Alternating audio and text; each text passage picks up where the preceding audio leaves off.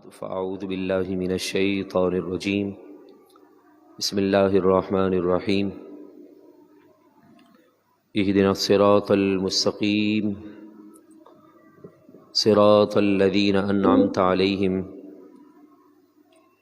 غیر المغضوب علیہم ولا الضالین ان اللہ وملائکتہ یصلون علی النبی یا ایہا الذین آمنوا صلوا علیہ وسلموا تسلیما اللہم صل علی سیدنا ومولانا محمد معدن الجود والکرم وآلہ وصحبہ وبارک وسلم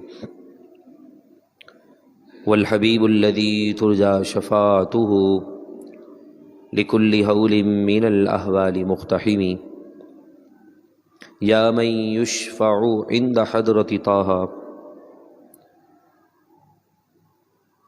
یا من یشفع عند حضرت طه اشفع لنا یا اوجہ الشفعاء نظرت الى بلاد اللہ جمعا کخردلۃ علی حکم اتصالی مولایا صلی وسلم دائما ابدا علی حبیبک خیر الخلق کلہم۔ کیا دبے جس پہ حمایت کا ہو پنجہ تیرا، شیر کو خطرے میں لاتا نہیں کتا تیرا۔ اللہ تبارک و تعالیٰ کا کرم ہے اور اسی کے فضل و احسان سے آج 31 دسمبر اور جمادی الاول کی آخری تاریخ ہے۔ اللہ تبارک و تعالیٰ آنے والے سال کو ہمارے لیے خیر و برکت، رحمت و شفا والا سال فرما دے، اور اس پورے سال میں ہم سے جتنے گناہ ہوئے رب العالمین اپنے محبوب کے پیارے نام کی برکت سے معاف فرما دے۔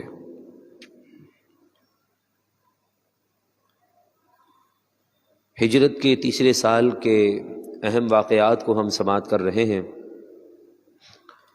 رسول اللہ صلی اللہ علیہ وسلم میدان احد میں موجود ہیں، پیچھے سے حضرت خالد بن ولید رضی اللہ تعالیٰ عنہ کی فوج نے مسلمانوں پر حملہ کر دیا اور ایک دم بھگدڑ مچ گئی۔ حضرت انس بن نضر رضی اللہ تعالیٰ عنہ وہ بھی بدر میں نہ جا سکے تو احد میں انہوں نے اپنی لڑائی کی وہ جوانی دکھائی کہ ہر حضور کی طرف آنے والے ہر تیر کو اپنی طرف سہ لیتے۔ حضور علیہ السلام کو نیزوں اور تیروں اور تلواروں سے محفوظ یعنی بچا لیا کرتے تھے، یہاں تک کہ حضرت انس بن نضر رضی اللہ تعالیٰ عنہ نے بھی شہادت کا جام پی لیا۔ اتنے میں یہ بات شیطان کی طرف سے مشہور کر دی گئی کہ قتل محمد، کہ حضرت محمد الرسول اللہ صلی اللہ علیہ وسلم احد کے میدان میں شہید ہو گئے ہیں۔ صحابہ کرام علیہم رضوان کچھ مایوس ہو گئے، مدینے کی طرف پلٹ گئے کہ جا کے انہیں بتائیں کہ حضور کا جو ہے وہ حضور شہید ہو گئے ہیں، اور کچھ لوگ اسی میدان میں مایوس ہو کر بیٹھ گئے کہ اب کیا کریں گے، لہذا ہم بھی حضور کے پاس چلے جاتے ہیں، اور انہوں نے بھی کافروں پر یکدم حملہ کیا۔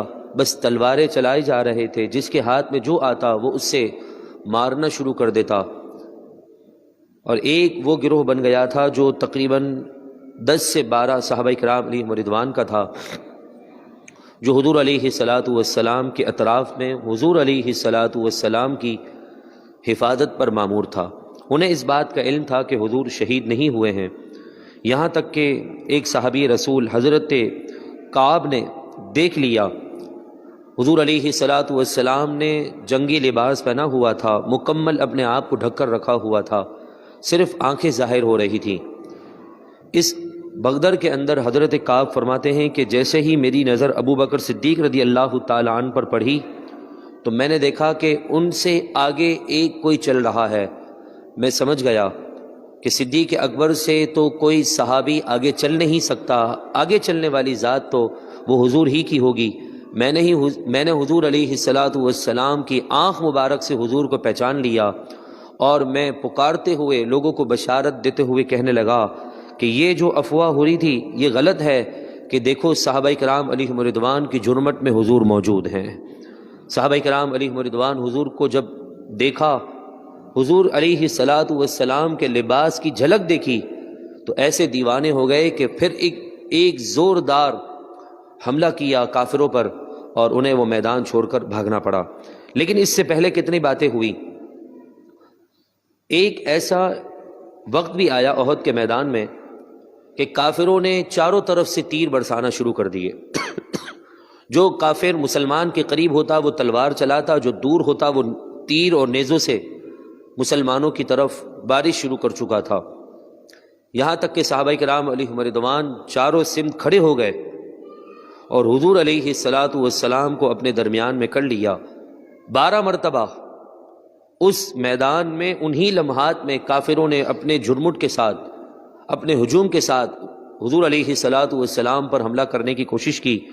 ہر دفعہ وہ منہ کی کھائے اور ہر صحابی حضور علیہ الصلاۃ والسلام پر اپنی جان دینے کے لیے تیار تھا، یہاں تک کہ ایک موقع ایسا آیا کہ حضور علیہ الصلاۃ والسلام نے فرمایا، کون ہے جو مجھ پر اپنی جان دے گا؟ صحابی رسول آگے بڑھتے ہیں اور کہتے ہیں کہ یا رسول اللہ، آپ کے لیے ہمارے ماں باپ قربان ہیں، آپ حکم کیجیے ہمیں کیا کرنا ہے۔ باری باری حضرت زیاد بن سکن اور دیگر صحابہ کرام علیہم رضوان 2-2 3-3 5-5 کے گروپ بنا کر وہ حضور کی حفاظت پر مامور رہے، یہاں تک کہ ایک بدبخت جو ابو عامر فاسق نامی شخص تھا، اس نے رسول اللہ صلی اللہ علیہ وسلم کو ان جھرمٹ میں پہچان لیا۔ وہ موقع کی طاق میں تھا کہ کسی طرح میں رسول اللہ کو تکلیف پہنچاؤں۔ اس نے ایک بہت بڑا پتھر ہاتھ میں لے کر رکھا تھا اور وہ بار بار پتھر سے حضور کی طرف پتھر کو پھینک رہا تھا، بے ادبی بھی کر رہا تھا۔ بالآخر اس کا ایک نشانہ حضور علیہ الصلاۃ والسلام کے دندان مبارک پر لگ گیا، جس کی وجہ سے آگے کے 4 دانت حضور کے شہید ہو گئے۔ تاریخ کی کتاب میں موجود ہے کہ ابو عامر فاسق اس بدبخت کی آنے والی جتنی بھی نسلیں تھیں، اللہ تبارک و تعالیٰ نے ساری نسلوں کو ایسا بدبودار کر دیا کہ جب بھی وہ بچے اس کے بڑے ہوتے اگلے دانت خود بخود گر جایا کرتے تھے، اور اس کے سارے بچے اس کی نسل بدبودار اور بدصورت بن چکی تھی۔ رسول اللہ علیہ الصلاۃ والسلام اپنے دانت مبارک کو، صحابہ کرام علیہم رضوان آگے بڑھتے ہیں، حضور کے دانت الگ کرتے ہیں۔ کوئی حضور علیہ الصلاۃ والسلام کے خون جو نکل رہا تھا کہ کہیں زمین پر اس کا قطرہ نہ گر جائے، کیونکہ یہ قاعدہ کلیہ ہے، رب العالمین کی جانب سے یہ قاعدہ ہے کہ جب امتی نبی کو اتنا پریشان کریں کہ نبی کے خون کے ذرات زمین پر گر جائیں، جیسے ہی گرتے ہیں آسمان سے رب عذاب نازل فرما دیتا ہے۔ اس لیے حضور علیہ الصلاۃ والسلام اپنے خون کے قطرے صاف کر رہے تھے کہ کہیں ایسا نہ ہو کہ میری قوم پر اللہ کا عذاب یکدم نہ آ جائے پچھلی امتوں کی طرح۔ اس لیے حضور خود اپنا بھی خون صاف کر رہے تھے، یہاں تک کہ ایک صحابی رسول آگے بڑھے اور دیکھا کہ حضور علیہ الصلاۃ والسلام کا خون مبارک بڑی تیزی کے ساتھ نکل رہا ہے۔ میں آپ کو یہاں پر رک کر ایک بات بتانا چاہتا ہوں، نہ تو یہ کسی قرآن کی آیت میں لکھا ہے، نہ ہی حدیث میں ایسا کچھ فرمایا گیا ہے۔ محبت انسان کو اندھا کر دیتی ہے۔ ایک صحابی آگے بڑھتے ہیں کہ دیکھا حضور علیہ الصلاۃ والسلام کا خون مبارک نکل رہا ہے، کوئی کپڑے سے پوچھ رہا ہے، کوئی اپنا سر رکھ رہا ہے، کوئی اپنا ہاتھ رکھ رہا ہے، اور جو اس پر ہاتھ پر خون کے پیارے پیارے قطرے لگ جاتے اسے وہ چاٹ لیا کرتا۔ اتنی رفتاری کے ساتھ خون کا فوارہ نکل رہا تھا۔ ایک صحابی رسول آگے بڑھتے ہیں اور حضور علیہ الصلاۃ والسلام کے ہونٹ مبارک سے خون کا فوارہ پھوٹ رہا تھا، وہ حضور کے ہونٹ کے قریب اپنے ہونٹ لے جاتے ہیں اور سارا خون پی جاتے ہیں جو نکل رہا تھا۔ اس منظر کو دیکھ کر حضور بھی مسکرائے اور فرمایا قیامت تک کے لیے اللہ نے اس کی اولاد کو پاک و صاف فرما دیا ہے۔ لہذا محبت جو ہے وہ پوچھ پوچھ کر نہیں ہوتی ہے، محبت آنکھوں کو اندھا کر دیتی ہے، محبت کانوں کو بہرا کر دیتی ہے، محبت انسان کو گنگا بنا دیتی ہے۔ تبھی تو اللہ تبارک و تعالیٰ نے ان یہودیوں اور عیسائیوں کو جو دعوے دار تھے ابن اللہ، ابناء اللہ، احباء اللہ، کہ ہم ہی اللہ کے پیارے ہیں، ہم ہی اللہ کے محبوب ہیں، ان سے کہا کہ اگر رب کا محبوب بننا ہے رب کا محبوب بندہ بننا ہے تو پھر تمہیں رسول اللہ کی اطاعت اور فرمانبرداری کرنی پڑے گی۔ یہ معاملہ چلتا رہا، صحابہ کرام علیہم رضوان حضور کے دفاع میں لگے رہے، یہاں تک کہ اللہ تبارک و تعالی نے حضور علیہ الصلاۃ والسلام کے قدموں کی برکت سے مسلمانوں کو اس جنگ میں فتح عطا فرما دی۔ اور پھر حضور جب اپنا خون مبارک صاف کر رہے تھے، یہ ہے حضور علیہ الصلاۃ والسلام کی پیاری زندگی کا عمل کہ آپ ان پتھر مارنے والے اور کافروں کی طرف سے آئے ہوئے لوگوں کو بھی آپ دعائے ضرر نہیں دے رہے تھے، بلکہ فرما رہے تھے اللہم اغفر لقومی فانہم لا یعلمون، اے اللہ میری قوم کی بخشش کر دے اس لیے کہ وہ میری حقیقت کو نہیں پہچانتے ہیں۔ یہ میرے محبوب علیہ الصلاۃ والسلام کا عمل ہے کہ اپنی ذات کے لیے تھا تو حضور نے معاف کر دیا، لیکن دین کی دشمنی اور دین سے بغاوت کی بات تھی تو حضور علیہ الصلاۃ والسلام نے ان تمام کو نام لے لے کر ان کی گردن اتروائی اور کہا یہ دین کے دشمن ہیں، یہ دین کے دشمن ہیں، انہیں پکڑو، انہیں قتل کرو، چاہے وہ کعبے کی دیوار سے بھی کیوں نہ لگے ہوئے ہوں، انہیں اٹھاؤ اور ان کا سر تن سے جدا کر دو۔ یہ میرے محبوب علیہ الصلاۃ والسلام کی زندگی کا ایک پہلو ہے جو احد کے میدان میں ہے۔ مگر میں آپ سے ایک سوال کرنا چاہتا ہوں، جس دین کے لیے میرے محبوب نے اپنا خون، اپنے دانت مبارک، اپنے چاچا کو، اپنے اصحاب کو شہید کروا دیا، اس دین کی آج سربلندی کا جب وقت آتا ہے تو ہمارے پاس اس دین کو سمجھنے کے لیے وقت بھی نہیں ہوتا ہے۔ آج اگر کوئی ایسی بات کی جائے جو انسان کے معاشرے میں پائی جانے والی برائی کے خلاف ہو تو لوگ بڑے معیوب ہو جاتے ہیں، مایوس ہو جاتے ہیں، لوگ عجیب عجیب باتیں شروع کر دیتے ہیں۔ آج بے حیائی کا طوفان اتنا عروج پر ہے، اتنا بے حیائی پھیلتی جا رہی ہے کہ ایک طرف آج رات 12 بجے مسجد حرام اور مسجد نبوی کے اندر ڈسٹینس کیا جا رہا ہے کہ نمازی اب آئیں گے تو ڈسٹینس سے نماز پڑھیں گے، وہیں آج رات 12 بجے اسی ملک کے اندر 12 لاکھ لوگوں کا جو ہے پوری رات کا ڈانس کلب کی محفل کا انعقاد کیا جا رہا ہے۔ یہ دوگلا پالیسی نہیں تو کیا ہے؟ ایک طرف آپ مسلمانوں کو مسلمانوں کے مرکز سے روک رہے ہیں اور پھر مسلمانوں کے ہی مرکز میں آج کی رات آپ بے حیائی کا طوفان برپا کر رہے ہیں۔ رسول اللہ صلی اللہ علیہ وسلم کا پیارا دین اس بات کی اجازت نہیں دیتا ہے۔ میرے محبوب کا پیارا دین تو یہ درس دیتا ہے کہ اگر گندگی نظر آئے تو اپنے ہاتھ سے ہٹا کر دور کر سکتے ہو تو کر دو، اس گندگی پر بھی اللہ تمہیں جنت عطا فرما دے گا۔ میرے محبوب نے فرمایا جنت ایمان کے بہت سے درجے ہیں، ان میں سے سب سے نچلا درجہ یہ ہے کہ راستے سے تکلیف دہ چیز کو دور کر دینا، اس پر بھی ایک ثواب ملتا ہے۔ مگر آج افسوس، ہم اپنے ڈرائنگ روم کو تو صاف رکھتے ہیں، ہم اپنے گھر کو تو صاف رکھتے ہیں، لیکن اپنے ملک کو ہم کتنا گندا کر کے چھوڑ دیتے ہیں۔ یہاں تک کہ ایک بھائی جن کی اب عمر ہوگی کوئی 40 45 50 سال، جب وہ 11 سال کے تھے نا تو وہ اپنے فیملی کے ساتھ کسی باہر ملک میں گئے تھے اور کہنے لگے کہ میں 11 سال کا بچہ تھا، پاکستان سے گیا تھا، پاکستانیوں والی عادت تھی، میں چپس کھا کر میں نے جو ہے وہ ادھر ہی کچرا پھینک دیا، روڈ پر ہی، ڈسٹ بن سائڈ پہ تھا، میری عادت تھی، میں نے پھینک دیا۔ وہ 4 روڈ تھا، اس 4 روڈ کے اس پار ایک بوڑھی عورت لاٹھی پکڑ کر میرے 4 روڈ کراس کر کے میرے پاس آئی اور مجھ سے کہنے لگی آئی ہیٹ یو، مجھے تم سے نفرت ہے کہ تم کہاں سے آئے ہو کہ ہمارے ملک کو گندا کر رہے ہو۔ چلے جی میں مانتا ہوں حکومت کی بھی بہت ساری غلطیاں ہوں گی، ہم نے کون سی کسر چھوڑ دی ہے؟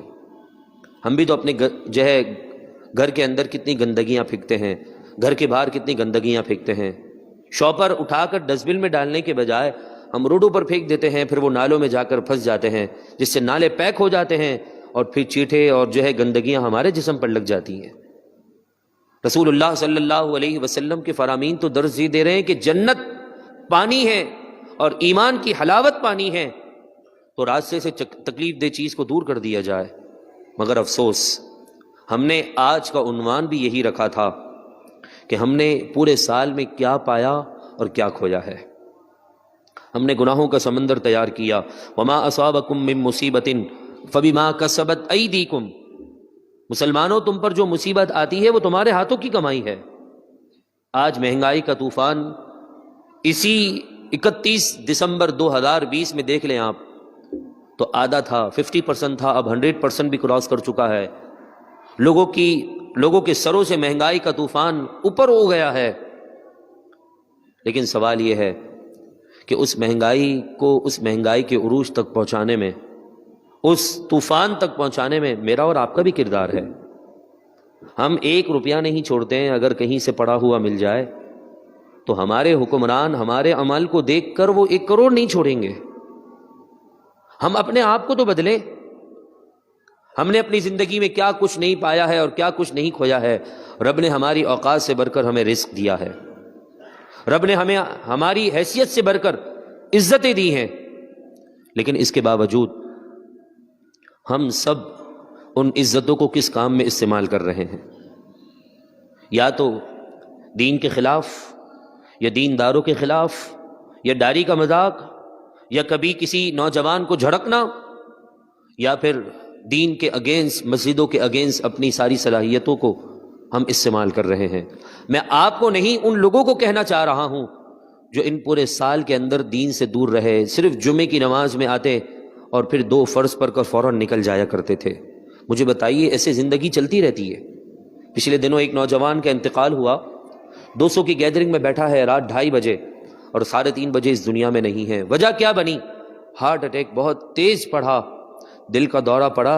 2:30 بجے دوستوں کے درمیان ہے، 2:45 بجے گھر پر آتا ہے اور 3:30 بجے لیاقت نیشنل ہاسپٹل کے دروازے پر دم توڑ دیتا ہے۔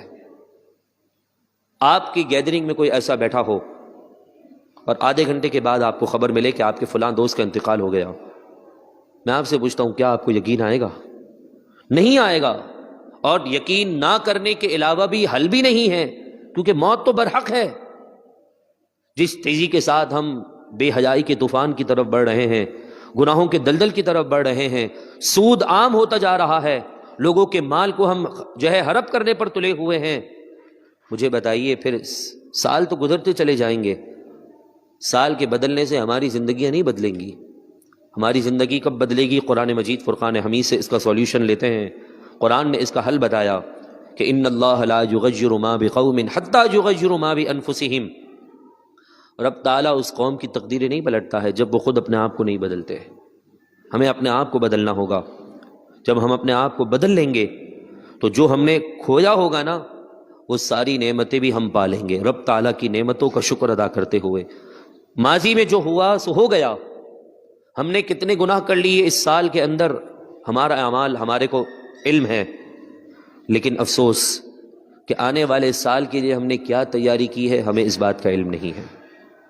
ہمیں پورے سال کے اندر اگر ہم حساب لگائیں 365 کے اعتبار سے نمازوں کا، تو کتنی نمازیں ہم نے قضا کی ہیں۔ آپ اپنے ضمیر کے بارے میں بخوبی جانتے ہیں، میں اپنے ضمیر کے متعلق بخوبی جانتا ہوں۔ کتنے لوگوں کے ساتھ ہم نے بدگمانیاں کی، کتنے لوگوں کا دل دکھایا، اپنے گھر والوں کے حقوق پامال کیے، اپنے پڑوسیوں کو تکلیف دی، ہم نے وہ اپنے دیندار لوگوں کو نقصان پہنچایا۔ کاروبار میں رہتے ہوئے یہ خواہش رہی پورا سال کہ کسی طرح اس کا مال بھی ہڑپ کر جائیں، حسد کی آگ میں جلتے رہے کہ میرے محبوب نے فرمایا حسد تو اعمال کو ایسے کھا جاتا ہے جیسے آگ سوکھی لکڑی کو کھا جاتی ہے۔ غیبتیں کرنے کی نحوست یہ ہے کہ فرمایا قیامت کے دن اسے اپنے بھائی کا گوشت کھانا پڑے گا، اس کا جسم کے گوشت کی بوٹی بوٹی چبانی پڑے گی۔ کیا ہمارے میں اتنی طاقت ہے کہ ہم ایک جاندار انسان کا گوشت کھا سکیں؟ ہم نے لوگوں کے ساتھ بدگمانیاں کی، بدگمانیوں کا نتیجہ اور صلہ کیا ملا کہ ہمارے اعمال ان کے اکاؤنٹ میں چلے گئے، ان کی ساری برائیاں ہمارے حصے میں آ گئی۔ ہم نے ساری چیزیں تو کھو دی ہیں، پایا کیا ہے؟ صرف اتنا پا لیا ہے کہ پچھلے سال ہمارے پاس اکاؤنٹ میں 2 لاکھ روپے تھے تو اب اس سال 5 لاکھ ہو چکے ہیں، کیونکہ ہم نے لوگوں کا مال لوٹا۔ پچھلے سال لوگوں کے ہاتھوں میں اتنا پیسہ تھا، آج وہ میرے ہاتھ میں ہے۔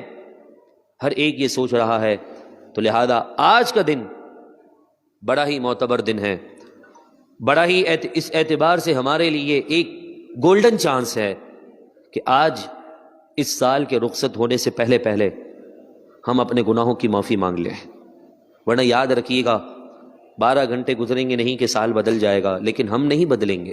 سال کے بدلنے کے ساتھ ہم بدلیں، دن کے بدلنے کے ساتھ ہم بدلیں، مہینوں کے بدلنے کے ساتھ ہم بدلیں تو یقیناً اس میں ہماری زندگی کی کامیابیاں ہیں. ورنہ یاد رکھیے گا ایک وقت وہ بھی آئے گا، اگلے سال 2022 ہوگا، اس کا 31 دسمبر کا دن ہوگا، ہم میں سے سینکڑوں لوگ قبر کی نیند سو رہے ہوں گے، زمین کے نیچے آرام کر رہے ہوں گے، ہمیں لوگ پوچھنے والا بھی کوئی نہیں ہوگا. بھائی آج دور تو اتنا فاسٹ ہو گیا ہے کہ لوگ 3 دن سے زیادہ کسی کو یاد رکھتے نہیں ہیں. 3 دن بھی بڑا بھاری ہو جاتا ہے، سویم کا بھی انتظار لوگ نہیں کرتے. تو ہم اس کے لیے اپنی ساری زندگی وقف کر رہے ہیں کہ جو 3 دن میں ہمیں بھول جائے اور جو قیامت تک اپنی رحمت قبر میں پہنچاتا رہے، ہمارے کو اس کو یاد کرنے کا وقت نہیں ملتا ہے. لہذا خدا را میں آپ سے 10 برسہ کہتا ہوں، اپنے آپ کو بدلیے. آنے والے سال کا استقبال پٹاخوں سے، فائرنگ سے اور سائلنسر نکال کر ون ویلنگ بائک چلانے سے مت کیجیے. یہ کام بہت سے ممالک میں ہوتا ہے، ہمارا کام اور ہمارے جو عزم ہیں وہ اس کام کے اجازت نہیں دیتے ہیں. ہمارا پیارا ملک، ہمارا اسلام کا قانون ہمیں اس بات کی اجازت نہیں دیتا ہے. لہذا قبولیت کے لمحات ہیں، توبہ استغفار ہم نے کرنی ہے. اے اللہ، جو تیرا یہاں پر مقبول بندہ ہے اس کے صدقے سے آنے والے سال کو ہمارے لیے عافیت والا سال فرما دے. اور رب العالمین تجھ سے دعا ہے تیرے محبوب کے پیارے نام کی برکت سے، اسم محمد کی برکت سے، جتنے تیرے محبوب کے غلام دعا میں شامل ہیں، دنیا کے جس کونے میں نماز جمعہ کی ادائیگی میں مصروف ہیں، اے اللہ سب کو آنے والے سال کے اندر عافیت عطا فرما دے. کہتے ہیں کرونا کی 5ویں وبا آ رہی ہے، کرونا کچھ نہیں کر سکتا ہے جب تک میرے رب کا حکم نہ ہو. یقین کامل رکھیے. یا اللہ ہم تجھ سے دعا کرتے ہیں ہمیں یقین کامل کی نعمت سے مالا مال فرما، ہر وبا سے محفوظ فرما، اور ہمیں توبہ اور استغفار پر ہمیشہ کے لیے ثابت قدمی عطا فرما. دوران گفتگو کوئی بات، کوئی جملہ جس سے توبہ لازم ہو، اللہ تبارک و تعالی میری توبہ اور آپ کی حاضری اپنی بارگاہ میں قبول فرمائیں. آج 2 منٹ تاخیر سے بیان ختم ہوا، اس پر معذرت خواہ ہوں.